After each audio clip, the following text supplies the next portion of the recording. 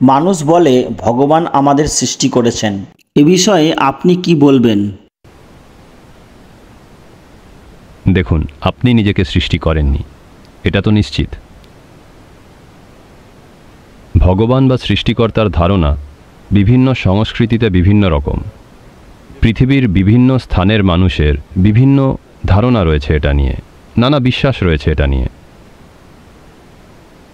কিন্তু এই ধারণাটিতে আমরা কেন এলাম? আমরা সকলেই আমাদের মার গর্ভ থেকে বেরিয়ে দেখেছেন তো একটি সদ্যজাত শিশু কিভাবে তাকায়। সে প্রশ্ন করছে, এরা কারা, কে সবাই, এসব কি হচ্ছেটা কি এখানে? দেখেছেন নিশ্চয়ই, এত প্রশ্ন তার চোখে। কি কি এসব, এত কিছু, কে করলো এসব? স্বাভাবিকভাবেই সে প্রথমে তার মার দিকে তাকায়। হ্যাঁ, আপনার মা আপনাকে জন্ম দিয়েছে, কিন্তু এই গ্রহটিকে তো জন্ম দেননি। তারপর তাকালেন আপনার বাবার দিকে, না, তারও এত কিছু করার ক্ষমতা নেই। তারপর বাকি সকল প্রাপ্তবয়স্কদের দিকে তাকালেন, কিন্তু কেউ এত কিছু সৃষ্টি করার ক্ষমতা রাখেন বলে মনে হয় না। তারপর আমরা মানুষ বলে এই সিদ্ধান্তে পৌঁছলাম যে ওপরেও নিশ্চয়ই এক বিশাল মানব বসে রয়েছেন এবং তিনি এই সব করেছেন। মহিলারা ক্ষমা করবেন, হ্যাঁ, তিনি একজন পুরুষ।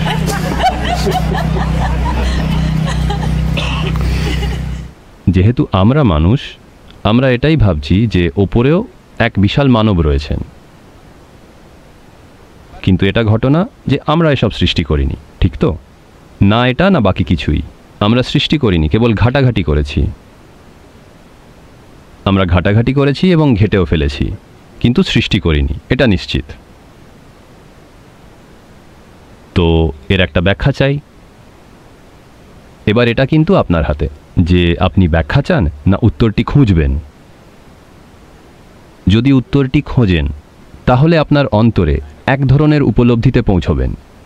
যদি অন্য কারোর দেওয়া কোনো ব্যাখ্যা খোঁজেন তাহলে আপনার কাছে কেবল দুটোই বিকল্প থাকবে, নয় বিশ্বাস করা, না হলে অবিশ্বাস করা। যদি বিশ্বাস করেন তাহলে একটু সাহস বাড়বে, কিন্তু স্বচ্ছ উত্তর পাবেন না। হ্যাঁ, একটু সাহস পাবেন। আর যদি অবিশ্বাস করেন তাহলে বিভ্রান্ত হয়ে পড়বেন। বিভ্রান্তিটা যদি আনন্দময় হয় তাহলে দারুণ ব্যাপার, কিন্তু বেশিরভাগ মানুষই বিভ্রান্তিকে আনন্দের সাথে সামলাতে জানেন না। বিভ্রান্ত বোধ করলেই নিজেদেরকে দুর্দশাগ্রস্ত করে ফেলেন। অথচ মানব বুদ্ধিমত্তার মধ্যে সবচেয়ে গুরুত্বপূর্ণ বিষয় হল অজানাকে চিহ্নিত করতে পারা, যে আমি এটা জানি না। যা কিছুই জানেন না, কিছু একটা বিশ্বাস করে ফেলেন। এটা একটা সাংঘাতিক সমস্যা। আমরা একে অপরের সাথে খুব জঘন্য কাজ করেছি কেবল এই জন্যই যে আমি এটা মানি, আপনি অন্য কিছু মানেন, আর এখনও এটা করে চলেছি, তাই না? গোটা বিশ্বে। কারণ আমি একটা কিছু মানি আর আপনি অন্য কিছু একটা মানেন। এবার আমি যদি আপনাকে বেঁচে থাকতে দিই তাহলে আমার বিশ্বাসটি বিপদে পড়বে। তাই সব থেকে ভালো আপনি মরে যান। কারণ আপনি একটা জিনিসকে সত্য বলে বিশ্বাস করছেন, আমি অন্য একটা জিনিসকে সত্য বলে বিশ্বাস করছি। এবার তো দুজনের এক জায়গায় থাকা সম্ভব না। কিছুক্ষণ অভিনয় করতে পারি, কিন্তু যেই বাস্তব বিষয়গুলোর সম্মুখীন হব তখন আর পারবো না।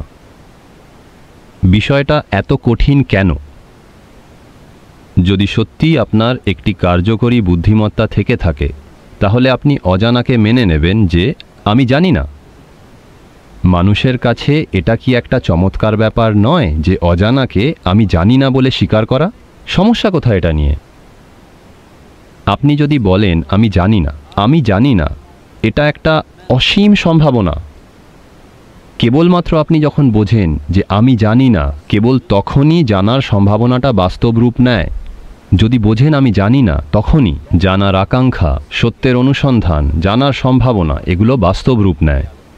Everything that you do not know, you believe. কিন্তু যা কিছুই আপনি জানেন না, কিছু একটা বিশ্বাস করে নেন। আর তখন কেবল একই বিশ্বাসধারী মানুষদের মধ্যেই আপনাকে থাকতে হবে। যদি ভিন্ন বিশ্বাসকারী মানুষের মাঝখানে গিয়ে পড়েন তাহলে তাদের বেঁচে থাকা চলবে না, না হলে আপনার বেঁচে থাকা চলবে না। এটাই ঘটবে। এটা বুঝতে হবে যে মানব বুদ্ধিমত্তা তার শ্রেষ্ঠ অবস্থায় থাকে যখন সে কিছু জানে না। আমি যদি ভাবি আমি জানি তাহলে নির্বোধ হয়ে পড়ব, কারণ তখন ধারণা তৈরি করে ফেলব। কিন্তু যদি দেখি আমি জানি না তাহলে বুদ্ধিমত্তা পুরো সজাগ থাকবে, তাই না? আপনার বুদ্ধিমত্তাকে আপনি কার্যকরী রাখতে চান না বন্ধ করে রাখতে চান, নাকি অন্য জায়গার জন্য বাঁচিয়ে রাখছেন? না, আমি জানতে চাইছি, কারণ দেখে তাই মনে হয় অনেকেই অন্য কোনো জায়গার জন্য বাঁচিয়ে রাখছেন। না, এখানেই প্রয়োজন। এখানেই প্রয়োজন, এটা আপনি দেখুন এবং বুঝুন। আপনি যখন দেখেন আপনি জানেন না, তখন আপনি সচেতন হয়ে ওঠেন, খুব সজাগ, খুব সচেতন, সত্যি কিনা? আর যখন আপনি ভাবেন আমি জানি, তখন সবথেকে অবাস্তব বুদ্ধিহীনতার কাজগুলো করেন, জঘন্য কাজ করেন, তাই না? If you really see, I do not know, you have fight with nobody. আপনি যদি সত্যিই দেখেন আমি জানি না, তাহলে কারোর সঙ্গেই কোনো লড়াই থাকে না, ঠিক কি না? আমি জানি মানেই লড়াই। তো যোগের সংস্কৃতিতে একটি ঘটনা রয়েছে, এটিকে ঘটনাই বলছি কারণ আজ বিকেলে আপনি হয়তো বুঝবেন না আমি কি বলছি, কিন্তু একটু সময় দিলে আর চেষ্টা করলে বুঝবেন। আমরা আমাদের অজ্ঞতার সাথে আমাদের পরিচয় তৈরি করি, কখনোই আমাদের জ্ঞানের সাথে নয়। কারণ আপনি কত কিছু জানেন তাতে কিচ্ছু যায় আসে না, পৃথিবীর সব গ্রন্থাগার পড়ে নিলেও আপনি যেটুকু জানবেন সেটি এই অস্তিত্বের একটি অতি সামান্য অংশ, তাই না? কি? কিন্তু আপনার অজ্ঞানতা হলো অসীম, Yes or no? হ্যাঁ কি না? তো আপনি যদি আপনার অজ্ঞতার সাথে আপনার পরিচয় স্থাপন করেন তাহলে আপনি এক সীমাহীন গণ্ডিহীন মানব হবেন। আর আপনি যদি আপনার জ্ঞানের সাথে পরিচয় স্থাপন করেন তাহলে আপনি এক কোষ্ঠবদ্ধ মানুষ হবেন। কোষ্ঠবদ্ধ মানে একটু একটু করে যেটা হয়। এভাবেই তো এখন জীবন ঘটছে, একটু একটু করে ঘটছে। সুন্দরভাবে তো ঘটছে না, একটু একটু করে ঘটছে। প্রচণ্ড চেষ্টা করে এক মুহূর্ত আনন্দ খুঁজে বের করতে হচ্ছে, এত কিছু করতে হচ্ছে এক মুহূর্ত উচ্ছ্বাস অনুভব করতে। আপনি যদি প্রত্যেক মুহূর্ত অনন্ত উচ্ছ্বাসপূর্ণ হয়ে বাঁচতে চান, শরীরের প্রত্যেকটি কোষ আনন্দে ফেটে পড়ছে এইভাবে, তাহলে আপনার অজ্ঞতার সাথে আপনাকে পরিচয় স্থাপন করতে হবে, আপনার অজ্ঞতাকে মেনে নিতে হবে। আপনি যদি নিজের অজ্ঞতাকে মেনে নেন আর যথেষ্ট মনোযোগ দেন, আপনি যদি না জানেন তাহলে স্বাভাবিকভাবেই মনোযোগ দেবেন, তাই না? আপনি যদি যথেষ্ট মনোযোগ দেন তাহলে দেখবেন যে আমাদের বিজ্ঞান অর্জিত যত জ্ঞান রয়েছে তা সত্ত্বেও আমরা একটা পরমাণুকে সম্পূর্ণরূপে জানি না। পরমাণুকে ব্যবহার করতে জানি, জোড়া লাগাতে জানি, ভাঙতে জানি, বিস্ফোরণ ঘটাতে জানি, কিন্তু জিনিসটা কি সেটাই জানি না আজও, হ্যাঁ কি না? তো আপনি যদি যথেষ্ট মনোনিবেশ করেন আপনি স্পষ্ট দেখবেন যে আপনি কিছুই জানেন না। উনি এই প্রশ্নটি করেছিলেন, আমি কেবল এটাই করেছি। আমি যখন 4-4.5 বছর বয়সের ছিলাম আমি হঠাৎ উপলব্ধি করলাম আমি কিছুই জানি না। তো কেউ আমাকে এক গ্লাস জল দিলে আমি জলটার দিকে তাকিয়েই আছি, কারণ আমি জানি না বস্তুটা কি, ওটা কিভাবে ব্যবহার করতে হয় জানি, কিন্তু জল কি সেটা তো জানি না। আজও আপনি জানেন না জল কি। একটা পাতা পেলে আমি ওটার দিকে 4-5 ঘন্টা ধরে তাকিয়েই রয়েছি। ঘুম ভেঙে গেলে বিছানায় বসে সারা রাত অন্ধকারের দিকে তাকিয়ে রয়েছি। আমার প্রিয় বাবা, উনি একজন ডাক্তার।